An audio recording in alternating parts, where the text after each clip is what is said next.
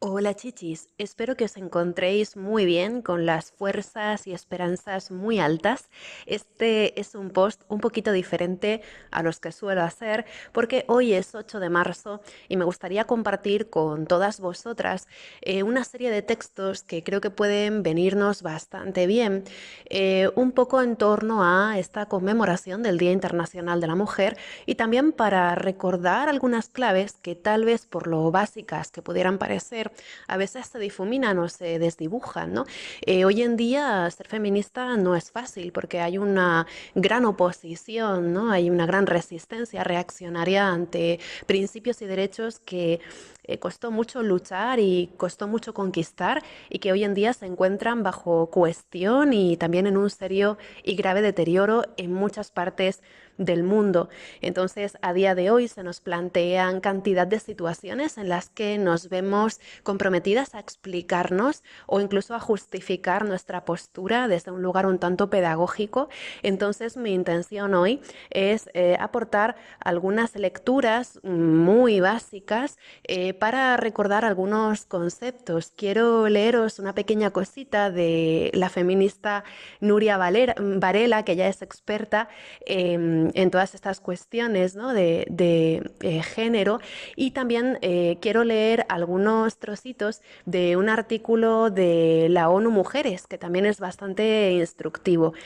Obviamente podríamos citar cantidad de fuentes, pero tampoco quiero daros la turra porque también vosotras tendréis vuestras preferencias y de hecho si tenéis algún texto interesante, algún enlace de algún artículo que os apetezca compartir, os invito a que lo pongáis en comentarios para poder leerlo, porque a mí desde luego pues me va a interesar un montón poder ver las cosas que andáis leyendo o el tipo de cosas que os andáis planteando, ¿no?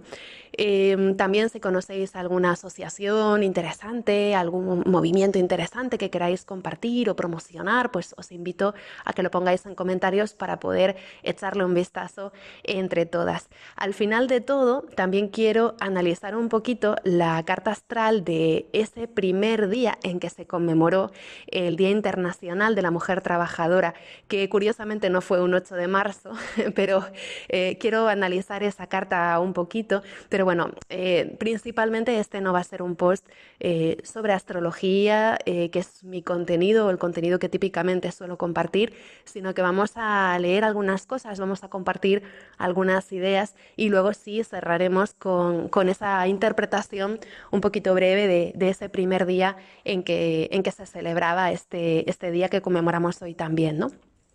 En primer lugar, me gustaría empezar leyendo justamente un fragmentito de este libro tan conocido, el libro de Feminismo para principiantes, de Nuria Varela, que nos habla un poco de este comienzo, ¿no? ¿Por qué celebramos el 8 de marzo el Día Internacional de la Mujer Trabajadora, ¿no? Y ella dice lo siguiente. La leyenda cuenta que se adoptó en honor a las 129 mujeres que murieron en una fábrica textil de Estados Unidos en 1908, cuando el empresario, ante la huelga de las trabajadoras, prendió fuego a la empresa con todas las mujeres dentro. Esta es la versión más aceptada, sigue comentando la autora, sobre los orígenes de la celebración del 8 de marzo como Día Internacional de las Mujeres. En esa misma leyenda se relata que las telas sobre las que estaban trabajando las obreras eran de color violeta. Las más poéticas, continúa diciendo Varela, aseguran que era el humo que salía de la fábrica y que se podía ver a kilómetros de distancia el que tenía ese color. El incendio de la fábrica textil Cotton de Nueva York y el color de las telas forman parte de la mitología del feminismo más que de su historia, pero tanto el color como la fecha son compartidos por las feministas de todo el mundo. Me parece que es un texto muy bello, muy hermoso, que sintetiza muy bien esa necesidad que tenemos también de buscar algún origen, también un poco un origen sensible, legendario, popular, en esto que nos concierne hoy, ¿no? Independientemente de que esa leyenda tenga un porcentaje más alto o más bajo de verdad, pues sí es cierto que es una historia que continúa estando en nuestro imaginario y que nos continúa interpelando de una forma muy evidente, ¿no? Sea como fuere, el Día Internacional de la Mujer, propiamente dicho, fue creado a propuesta de la conocida feminista Clara Zetkin, que en la Segunda Conferencia Internacional de Mujeres Socialistas, que se celebró en 1910 en la ciudad de Copenhague, propuso la celebración del Día de la Mujer Trabajadora, justamente en conmemoración de todas aquellas mujeres que trabajaban para subsistir y que vivían, igual que todavía, aunque en una diferente proporción y escala, pues condiciones profesionales y salariales mucho peores que las de sus pares varones, ¿no? De este modo, a proposición de Clara Zetkin, pues se propone esta celebración del Día Internacional de la Mujer Trabajadora, y esta propuesta es acogida con un gran éxito, de modo que la primera conmemoración de este día se daría ya en 1911. No se daría el 8 de marzo en sí, aún habrían de pasar algunos años para llegar a establecer esa fecha del 8 de marzo, sino que esa primera ocasión en que se celebró el Día Internacional de las Mujeres Trabajadoras sería el 19 de marzo de 1911. En aquella ocasión, sobre todo, se proponía pues militar a favor del derecho al voto, que todavía pues no se había conseguido, ¿no? Que fue bastante tardío en el siglo XX, en cuestión de algunos países, sobre todo, pues se haría esperar ese derecho al sufragio de las mujeres mucho tiempo, ¿no? De hecho, todavía hay países en los que las mujeres pues, no tienen derechos políticos, ¿no? Lamentablemente. En aquella ocasión pues, había mucho foco en este tema del derecho al voto, el derecho a ocupar cargos públicos y políticos, el derecho al trabajo, a ganarse la vida, a tener formación y a no ser discriminadas por el mero hecho de ser mujeres, ¿no? Es verdad que hemos recorrido mucho desde ese primer Día Internacional de las Mujeres, pero todavía continuamos teniendo una gran necesidad de unirnos y de luchar también por nuestros propios derechos, ¿no?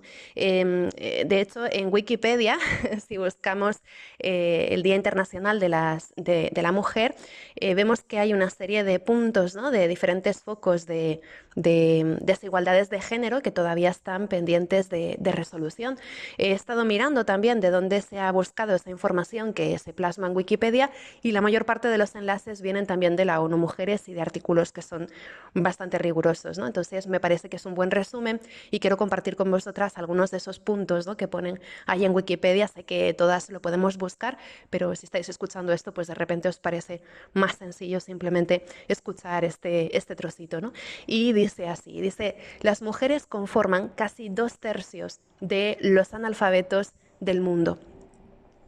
La feminización de la pobreza también es otra gran causa de movilización. Es decir, que la mayoría de la gente pobre del mundo son mujeres.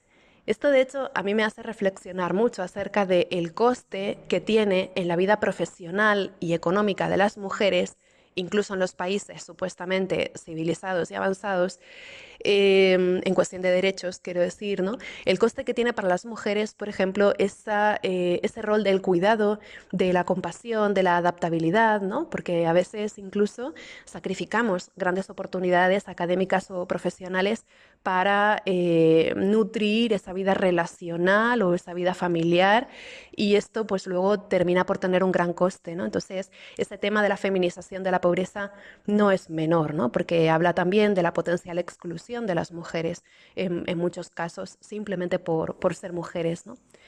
Por otro lado, otro punto que plantean es que las mujeres tienen menos acceso a los servicios sociales básicos que los varones, y tienen, de acuerdo a este artículo, 11 puntos porcentuales más de probabilidad de no tener comida, de no tener alimento, ¿no? De pasar hambre. O sea, que es bastante fuerte.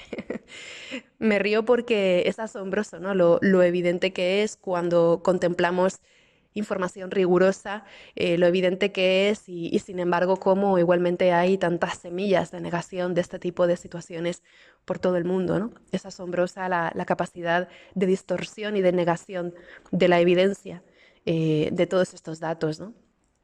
Luego otro punto importantísimo es la brecha salarial, que muestra que las mujeres ganan menos dinero que los varones por el mismo trabajo y que incluso las que están más educadas que ellos consiguen trabajos de menor jerarquía.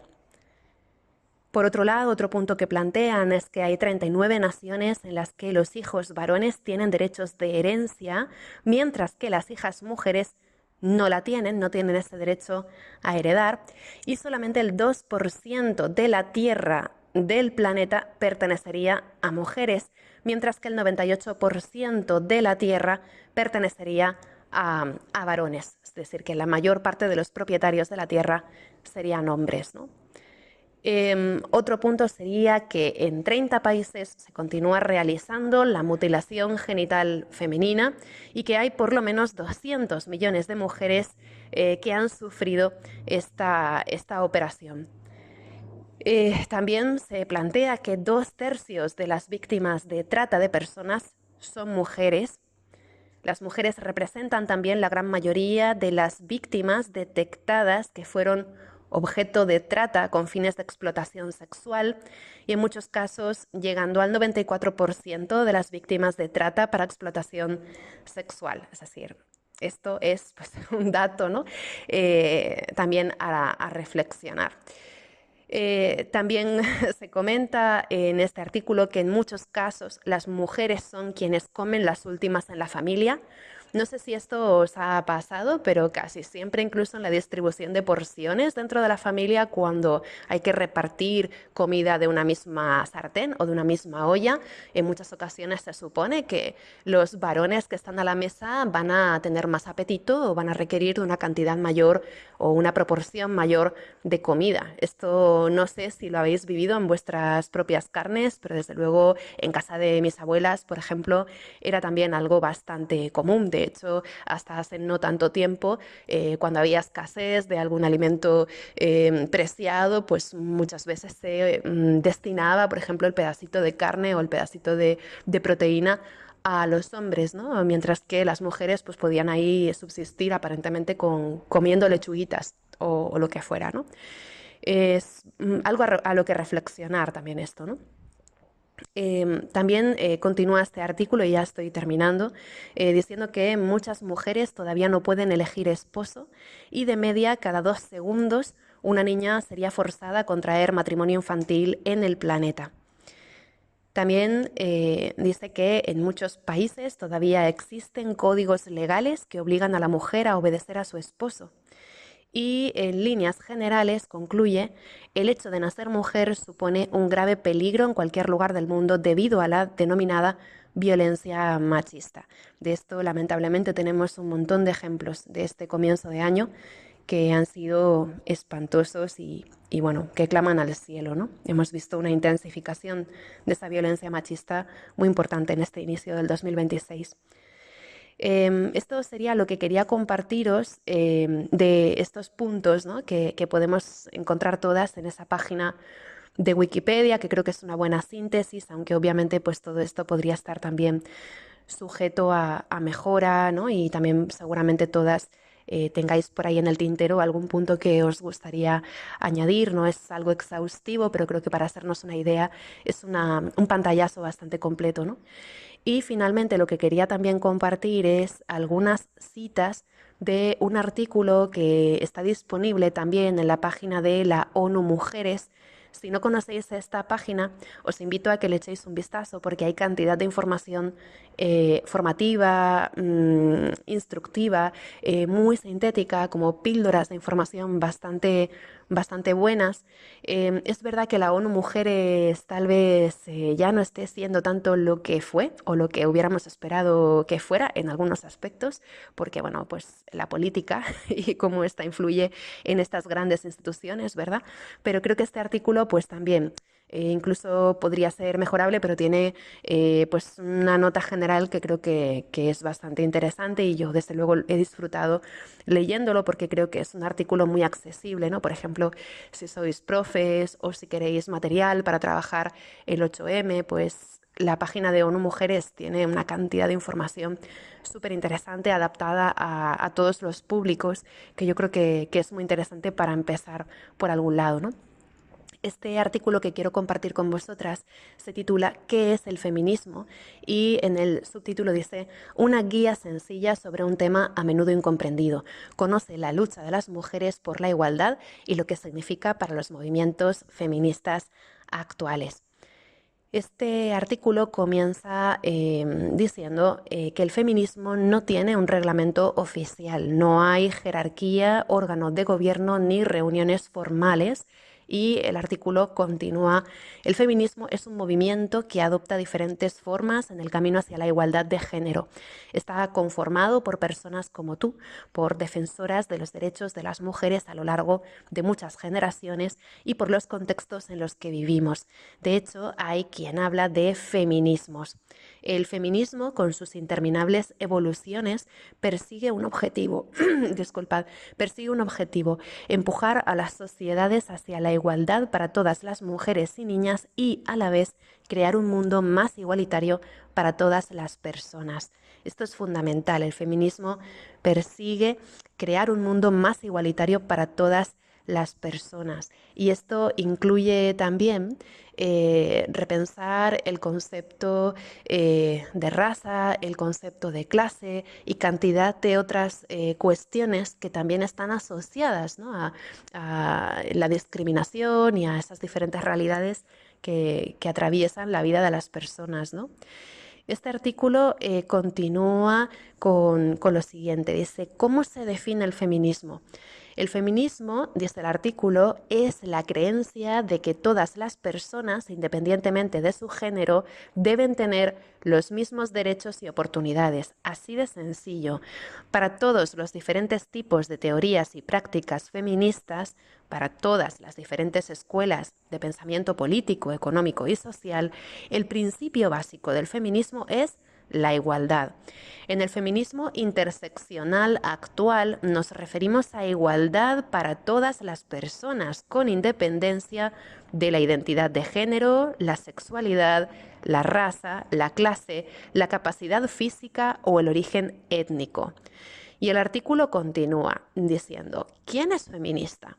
Una persona feminista es alguien que defiende la creencia de que todas las mujeres y niñas deben tener los mismos derechos y oportunidades que los hombres y actúa con base en dicha convicción. Cualquier persona puede ser feminista. Las feministas también pueden tener diferentes motivos para ser o convertirse en feministas. Nunca es demasiado tarde. Como sucede con cualquier etiqueta, algunas personas se proclaman feministas con orgullo, mientras que otras pueden tener valores feministas, pero deciden no utilizar esa etiqueta.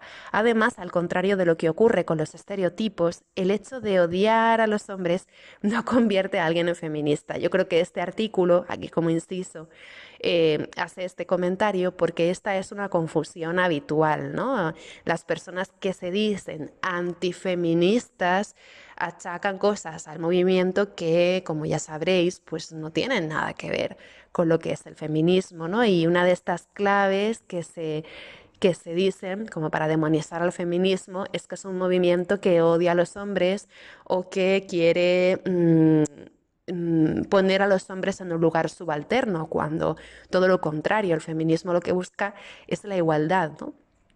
El entendimiento de todas las personas y que todas las personas puedan desarrollar una vida digna en el respeto, ¿no?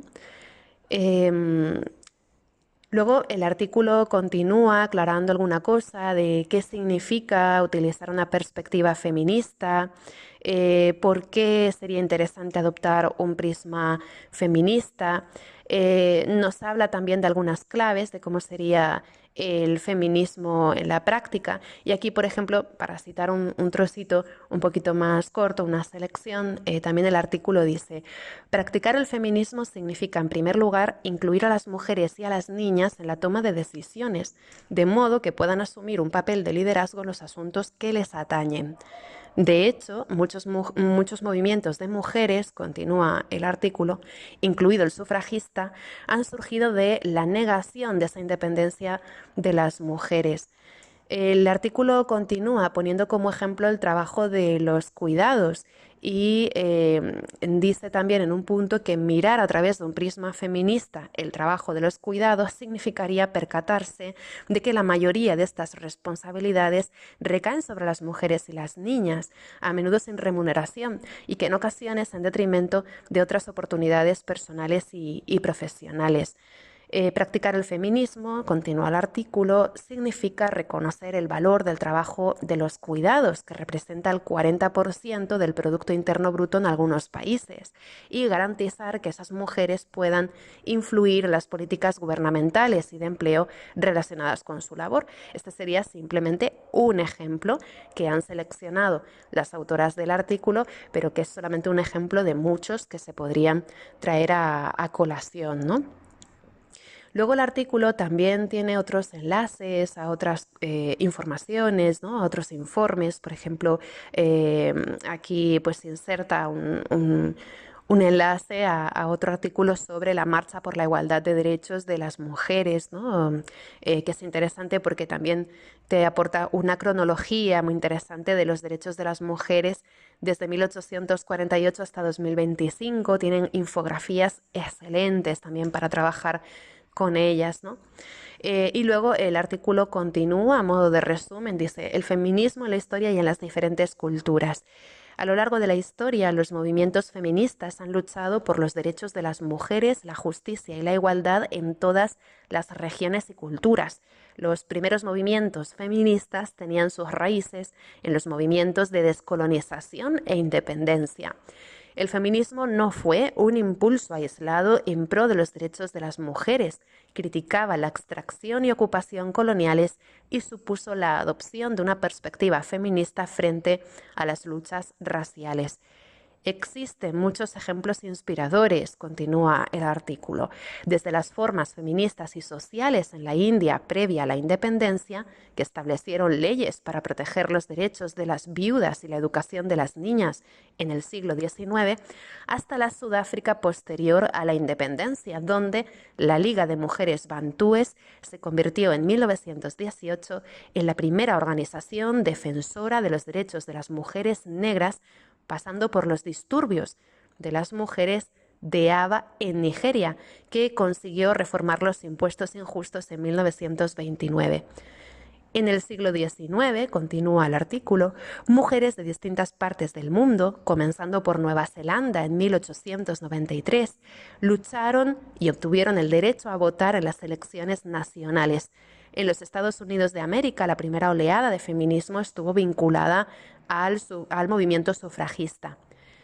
Los movimientos de liberación de las mujeres de los decenios de 1960 y 1970 ampliaron aún más las oportunidades de las mujeres en la educación, el trabajo y la vida pública.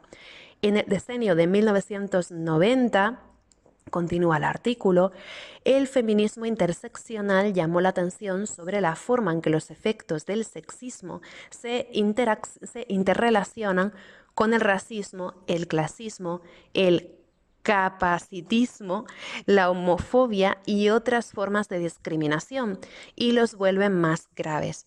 Es decir, no solamente estamos atravesadas por la problemática del género, sino que casi siempre la problemática del género viene asociada también a otro tipo de cuestiones que también nos hacen estar discriminadas, ¿no?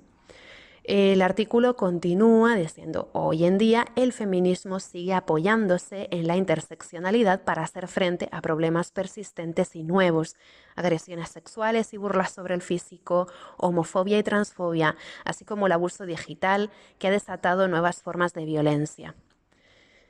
Bueno, y luego el artículo diría también algunas claves que se parecen bastante a las que hemos compartido ya, que dice por qué seguimos necesitando el feminismo. Eh, y el artículo propone sobre todo 5 puntos, ¿no? De cifras que pueden convencer bastante acerca de por qué el feminismo es necesario todavía a día de hoy, por qué es un movimiento que está absolutamente vigente y por qué esa lucha ha de continuar, ¿no?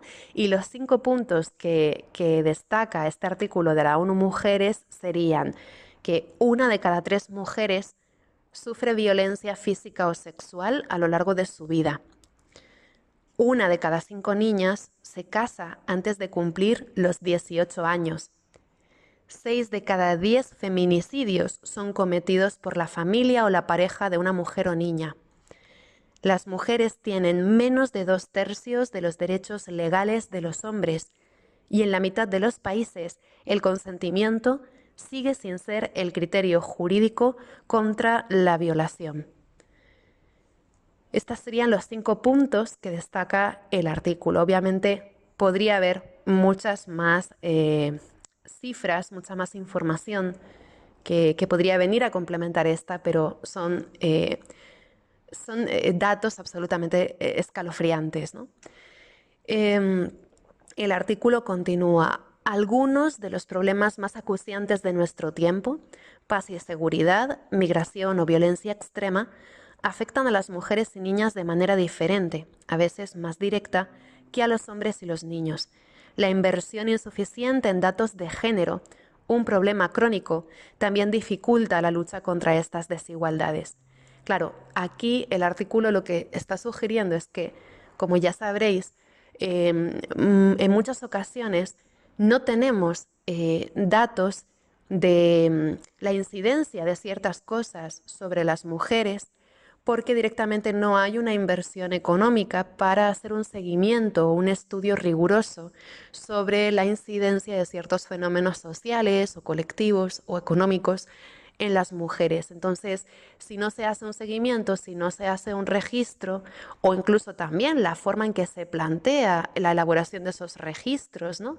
Todo eso puede dificultar que tengamos acceso a datos fiables o a datos rigurosos. Entonces, habrá seguramente muchísimas cosas, ¿no? que se podrían aportar a todas estas cifras que, por ejemplo, comparte este artículo, pero que a lo mejor es información que no está aún disponible porque no hay en muchos lugares del mundo un interés claro por hacer este seguimiento, ¿no? de lo que nos sucede a las mujeres. Y eso también deja en un punto ciego cantidad de injusticias o de cosas que, que no se reconocen, ¿no? y que sin embargo forman parte de nuestra experiencia o de nuestra realidad por ser mujeres, ¿no? Y el artículo continúa, ya estoy terminando, con 2 epígrafes que me parecen muy interesantes. El primero pregunta, ¿existe una reacción contra las mujeres? Dice, en la actualidad, el movimiento feminista se enfrenta a grandes oleadas de oposición. Algunos países que habían logrado avances, como la paridad de género en el liderazgo político y en los derechos reproductivos, están experimentando una reacción antifeminista que amenaza con hacer retroceder los avances en el ámbito de los derechos de las mujeres. Una investigación reciente de ONU Mujeres, continúa el artículo, pone de manifiesto que esta reacción va de la mano del auge de movimientos antidemocráticos que están socavando los derechos humanos y el Estado de Derecho en todo el mundo. Entre tanto, continúa el artículo, la financiación destinada a organizaciones de mujeres ha experimentado drásticos recortes en los últimos años, justo cuando activistas, periodistas y supervivientes denuncian un aumento de las amenazas a su seguridad y la de sus familias. Esto a mí me recuerda a aquella conocida frase de Simone de Beauvoir que decía que bastaría cualquier cosita en el mundo, ¿no? para que lo primero que se viniera abajo fueran los derechos de las mujeres, ¿no? Esto nos pone en un contexto en el que se hace muy evidente que los derechos ya conquistados por nuestras madres y abuelas, nuestras luchas, tienen resultados que si bien son grandes conquistas, son conquistas siempre precarias o siempre sospechosas dentro del marco mayor del patriarcado, ¿no? Entonces, vemos que hay grandes conquistas que son muy frágiles y que ahora mismo se encuentran amenazadas. De hecho, ya en varios países pues, ha habido un retroceso muy importante en estos derechos de la democracia, que también viene muy aparejado a ese retroceso de los derechos contra las mujeres, ¿no? Y finalmente el artículo nos plantea algunas claves, ¿no? De cómo puedo ser feminista, pregunta el artículo. Dice, los movimientos de defensa de los derechos de las mujeres necesitan aliadas y aliados. Si quieres involucrarte, he aquí cómo puedes empezar. Y dice, aprende, aumenta tus conocimientos sobre la igualdad de género. Esto es algo, aquí es un comentario mío, muy interesante porque en general em, todo el mundo cree que sabe de qué va esto de la igualdad de género, porque se presupone que simplemente con la experiencia personal, pues ya se sabe, o a veces erróneamente se presupone que solamente por ser mujer ya vas a tener el conocimiento necesario como para tener esa perspectiva, ¿no? Sobre igualdad de género que, eh, que te aporte como toda la información o toda la legitimidad para opinar o... Entonces, lo interesante de esto, de aprender, es que por mucho que creamos que sabemos todo lo que necesitamos saber para posicionarnos dentro del debate feminista, el feminismo es un territorio vasto y complejo, lleno de diversidad, lleno de discursos, de opiniones, de debates. Entonces, aprender acerca de ellos es muy interesante porque aporta muchísima profundidad a lo que luego pues podamos haber vivido en lo personal, ¿no? Digamos que este aprendizaje a mí me parece fundamental porque hay muchas cosas que hasta que no las estudiamos, pues a lo mejor no son tan accesibles o a lo mejor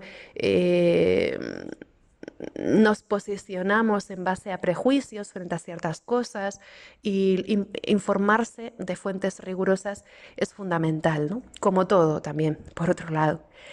Otro consejo que aporta este artículo de ONU Mujeres es analizar con una perspectiva feminista los temas que nos preocupan. Por ejemplo, por poner algunos ejemplos, el artículo cita qué relación hay entre el género y el cambio climático o qué significa ser una mujer en Internet, si las mujeres tienen pleno control sobre su cuerpo o sobre su futuro, por qué las mujeres ganan menos que los hombres, por qué hay menos mujeres en campos como la ciencia, los medios de comunicación y la política.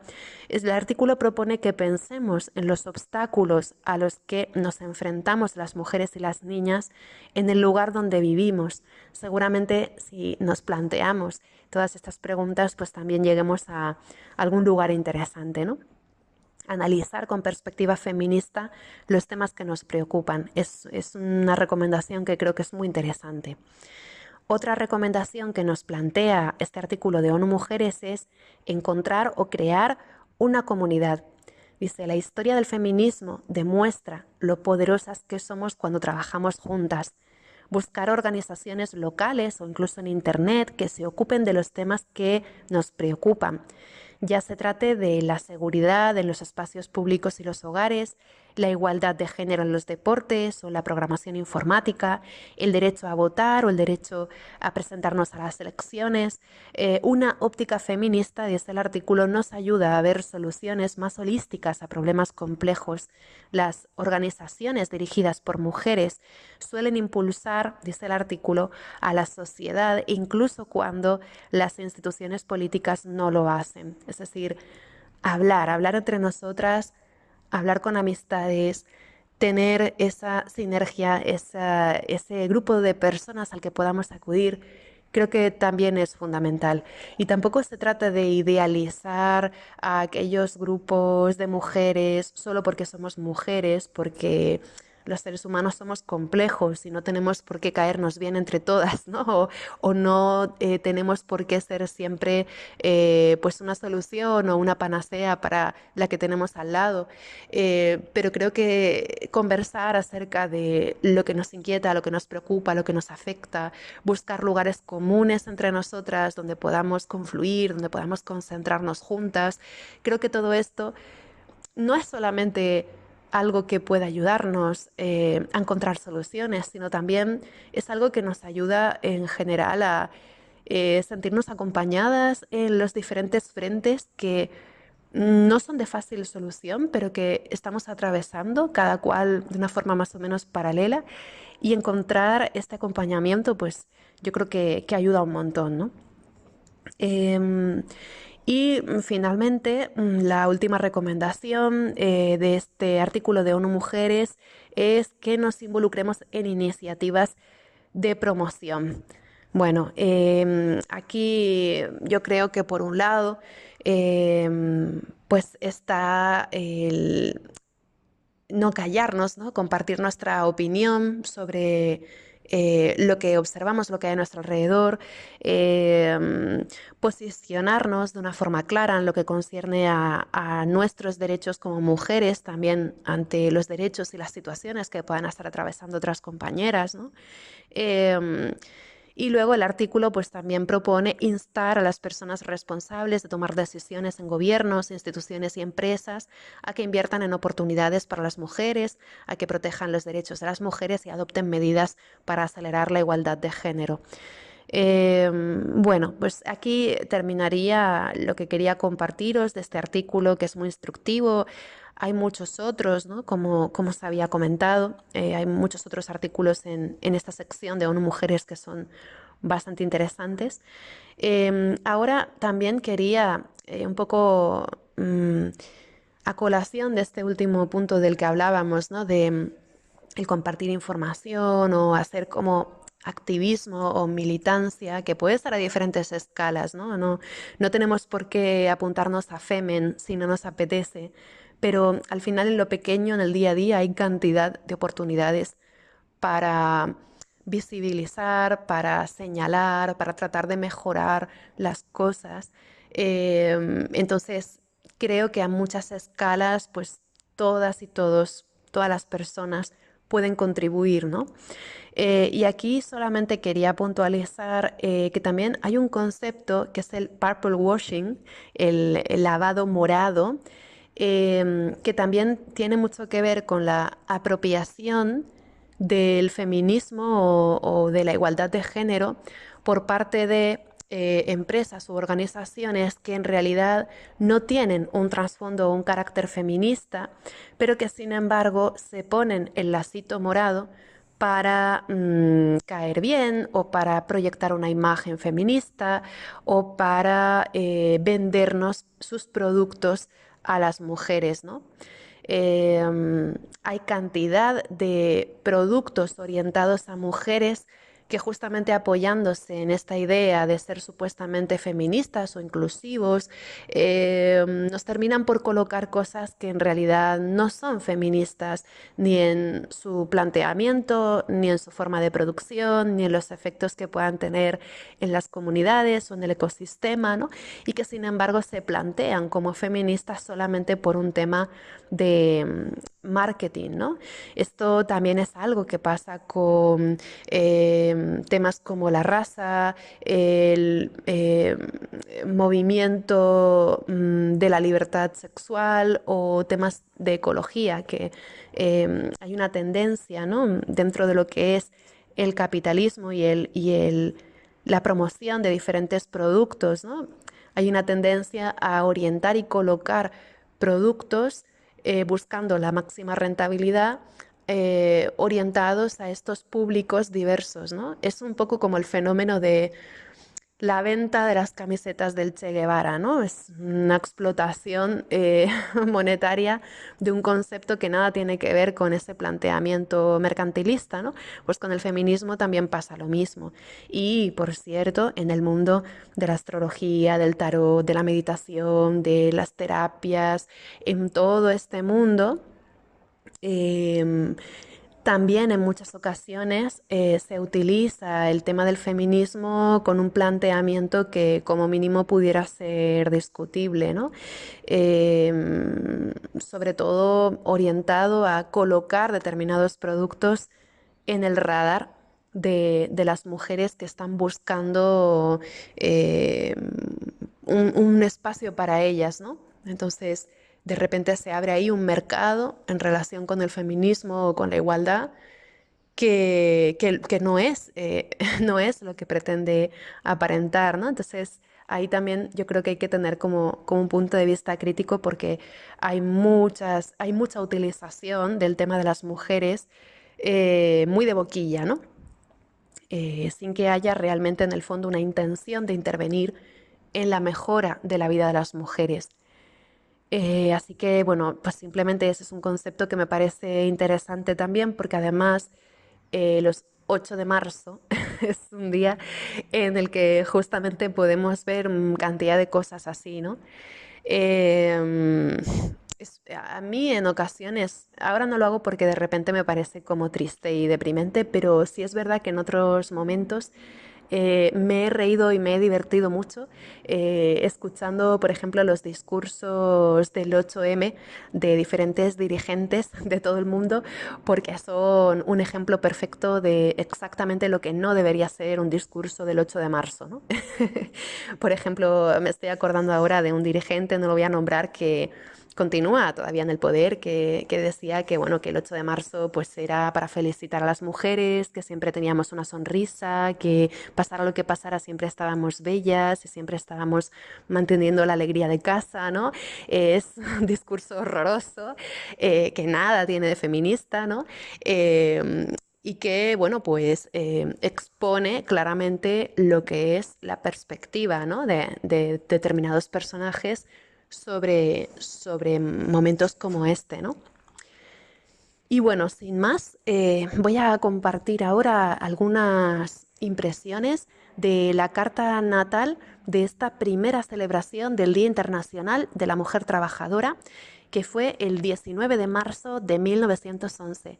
Em, si recordáis, os había comentado, ¿no?, que es Clara Zetkin quien propone en 1910 la creación de este Día de la Mujer y por tanto la primera vez que se celebra como tal sería al año siguiente, ¿no?, en 1911. Entonces aquí traigo la carta de ese primer Día Internacional de la Mujer que cayó pues ese 19 de marzo de 1911. Algo que me parece muy interesante de esta carta es que tiene bastantes paralelismos con la carta astral del Día de la Mujer de hoy, ¿no? Del 2026.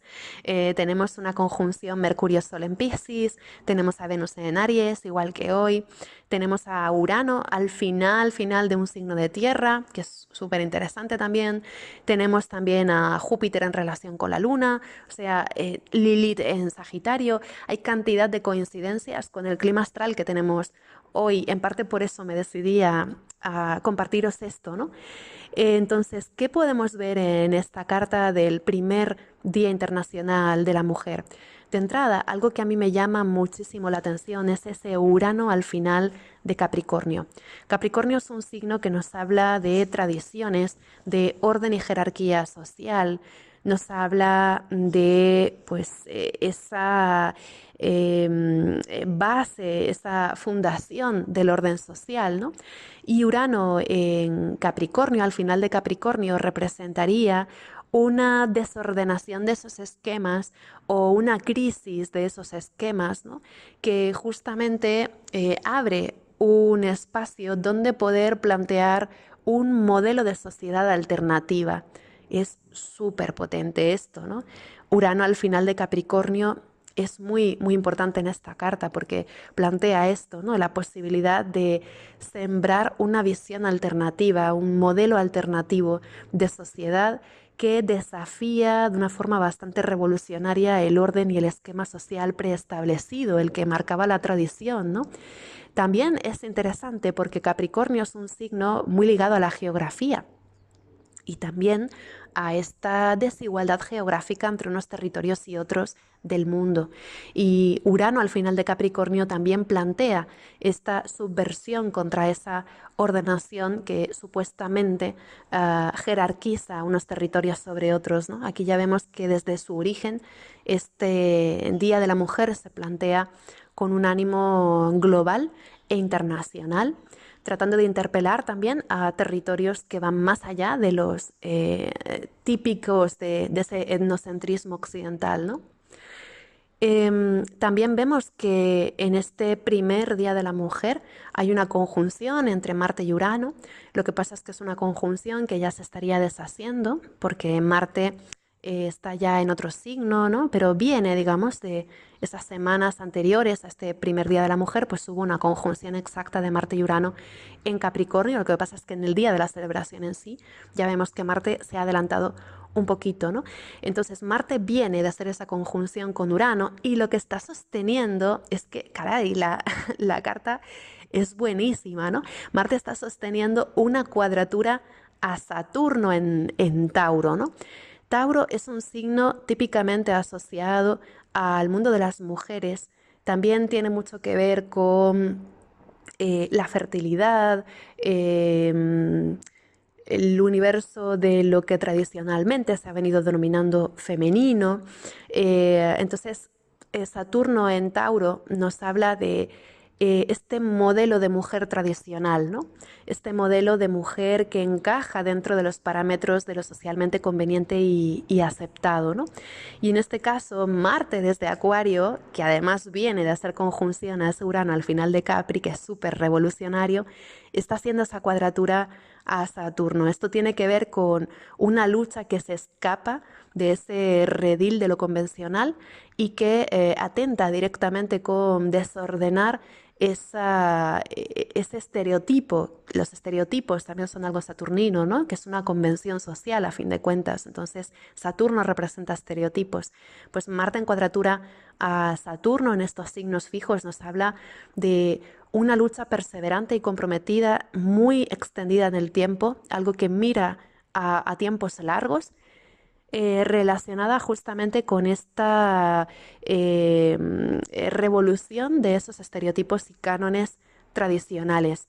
También podríamos pensar en Tauro como el signo de la belleza, ¿no? Y Marte en cuadratura a este Saturno en Tauro también podría hablar de atentar contra ese canon de la belleza, del comportamiento femenino, el comportamiento de lo que se supone que es femenino, ¿no? Entonces es muy interesante porque vemos que ya solamente con este Marte, este Urano, en los signos en que están en cuadratura Saturno, ya hay cantidad de información en esta carta que nos habla de un cambio de orden social, un cambio de jerarquías, un cambio en esa respuesta colectiva frente a esos estereotipos de género. Un cambio que, por cierto, es reñido, porque todo lo que tiene que ver con Marte es combativo también, ¿no? También vemos que Venus se encuentra en Aries. Venus en Aries está en un signo que en principio no encaja tanto con este parámetro o con este estereotipo de lo femenino. Venus en Aries también plantea un modelo de mujer asertiva, luchadora, que sabe lo que quiere y que desea tomar decisiones. Recordemos, por ejemplo, que una de las claves de este movimiento feminista, ¿no? De esta época era también esa lucha por el sufragio y la participación política de las mujeres. Y aquí vemos que Venus en Aries también representaría este deseo de decidir, este deseo de pues, ser una mujer que puede decidir sobre su propio destino o que puede atender a la satisfacción de sus propios deseos y placeres. De hecho, vemos que Venus también de forma muy interesante está en cuadratura a ese Urano en Capricornio. Esto nos habla también de una revolución de esquemas en todo lo que tiene que ver con las mujeres, pero también nos habla de una potencial organización del movimiento feminista que no tuviera parangón, ¿no? Así que vemos que ya de entrada todo esto pues está representando muy muy bien en esta carta astral esos preceptos, esas bases, ¿no? Del comienzo de este movimiento. También Venus está haciendo un sextil a Plutón en Géminis, entonces aquí vemos que esta transformación que se plantea pues es reñida, está discutida, está debatida y genera pues posicionamientos muy extremos y muy confrontativos. Plutón en Géminis, Géminis es un signo dual, nos habla de una, eh, de una colisión de fuerzas o de esquemas de interpretar la realidad que generan pues un choque muy muy importante y posicionamientos que están en las antípodas o que son muy extremos. Entonces, bueno, Plutón en Géminis además es un emplazamiento asociado también a la Primera Guerra Mundial. Entonces vemos que el mundo en sí pues estaba en un proceso de fragmentación de relatos, ¿no? Que es muy interesante porque también este Plutón en Géminis nos recuerda bastante a lo que pueda ser el Plutón en Acuario que tenemos ahora mismo, ¿no? Que hay pues toda una serie de relaciones de poder y de dominancia y sumisión basadas también en el control del relato acerca de la realidad. Entonces vemos que Plutón en Géminis pues también representa, ¿no? Este choque de relatos, este choque de maneras de pensar el mundo, pero también nos habla de esta división en dos de repente, ¿no? Relacionada también con esta polarización de lo que implica vivir eh, pues con un género u otro, ¿no? También, por ejemplo, el tema de las condiciones salariales, ¿no? Que eran muy diferentes entre las mujeres trabajadoras y los varones trabajadores. También es algo que yo relacionaría con este Venus en sextil a Plutón, ¿no? Porque también hay algo relacionado con lo económico y con esa divergencia de condiciones profesionales y salariales según a qué género, pues según ese género que una tuviera, ¿no? Luego vemos también que Mercurio y el Sol están juntos en Piscis, Quirón también está en Piscis. Esto nos habla de una conciencia de lo colectivo, de una conciencia de masas. Todo lo que tiene que ver con Piscis tiene que ver con la sensibilidad de la época, pero también tiene que ver con movimientos que están basados en la solidaridad, en el altruismo y también en la confluencia, ¿no? de diferentes personas que se reconocen o que pueden reconocer algún aspecto como una lucha común, ¿no? O como una herida común frente a la que cabe reaccionar de algún modo, ¿no? Entonces aquí vemos que esta unión de Sol, Mercurio, Quirón en Piscis está representando también este afán globalista, colectivo, de unión entre todas las mujeres, ¿no? Para luchar por esos derechos en común. También vemos, por ejemplo, ¿no? que Neptuno en Cáncer nos habla también de una sensibilidad de la época en donde también lo canceriano, sabéis que Cáncer como signo de la luna también representa a las mujeres o a este universo de lo íntimo, de lo familiar, de lo sensible que tradicionalmente se ha atribuido a las mujeres, ¿no? Entonces Neptuno en Cáncer también nos habla de una sensibilidad muy particular en ese momento histórico acerca de las mujeres y de esta esfera de lo íntimo, de lo femenino, ¿no? De lo que tradicionalmente se ha considerado femenino, que es muy interesante, ¿no? Porque tenemos por un lado a Neptuno en Cáncer y luego por otro lado a Urano en Capricornio, y están de algún modo en oposición. Entonces esto está hablando de una apertura, ¿no? De oportunidad en ese momento histórico para sembrar a nivel de ideas, ideologías, discursos, pero también a nivel de sensibilidades, este nuevo movimiento, ¿no? Entonces es un momento muy interesante porque de repente se abre ese espacio para expresar todo esto, ¿no?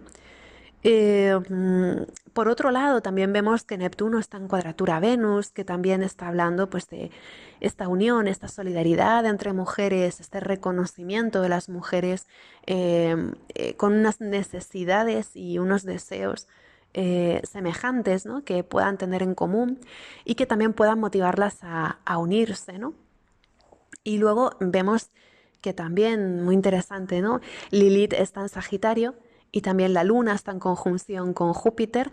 Toda esta energía Sagitario, Júpiter, tiene mucho que ver también con lo legal, con lo político, con la narrativa y la mirada que tenemos ante el mundo. Y nos está hablando principalmente de una subversión en la mirada que tenemos frente al mundo, que es tal vez uno de los grandes logros, ¿no? Del feminismo también, cómo es esta mirada, esto que se ha venido llamando esas gafas moradas, ¿no? Que nos permite observar el mundo de una manera distinta y liberar la mente, ¿no? Para poder identificar esos causas de acción o para poder identificar aquellos frentes, ¿no? Que podamos tener en común. Entonces, Lilith en Sagitario, por ejemplo, nos habla de esa lucha también relacionada con el voto, la política, las leyes, como a nivel legislativo, pues hay esa necesidad, ¿no? De reconocimiento, de visibilización de la situación de las mujeres. Y luego también vemos, ¿no? Con la Luna en conjunción con Júpiter en Escorpio, pues también hay un propósito muy importante de que este sea un movimiento de alcance global, un movimiento transformador, porque está en Escorpio, y también un movimiento de empoderamiento, porque Escorpio es un signo que nos habla de grandes vulnerabilidades, grandes miedos, pero también nos habla de la posibilidad estratégica de conquistar el poder o de hacernos dueñas de ese poder que legítimamente nos pertenece. Esa podría ser una interpretación también de la luna en conjunción con Júpiter, ¿no? Además vemos que esta luna en conjunción con Júpiter es muy expresiva, aunque esté en el signo de Escorpio, que en principio Escorpio es un signo más reservado. La luna en conjunción con Júpiter tiende a visibilizar cosas y en particular al estar en Escorpio lo que visibiliza es justamente el abuso, los mecanismos de dominio y de sumisión que se han aplicado tradicionalmente a las mujeres. También es una luna que pone de manifiesto todo aquello que había sido tabú o todo aquello que se había mantenido oculto en la intimidad del ámbito privado. De repente se visibiliza, ¿no? Todo eso que estaba tras bambalinas o todo aquello que quedaba adentro de casa. Se hace visible lo que hay que se había escondido y esto pues también puede ser un punto de unión o un punto de sensibilidad o de motivación, ¿no? Porque vemos que además esa luna hace trígonos tanto a Neptuno en Cáncer como a ese Sol y ese Mercurio en Piscis, ¿no? Entonces creo que es una carta que no tiene desperdicio, que es súper interesante, podríamos decir muchas más cosas de ella, pero sobre todo yo creo que es una carta que mira a largo plazo y bueno, y de hecho, pues a día de hoy también tenemos una carta que tiene bastantes similitudes, ¿no? con esta.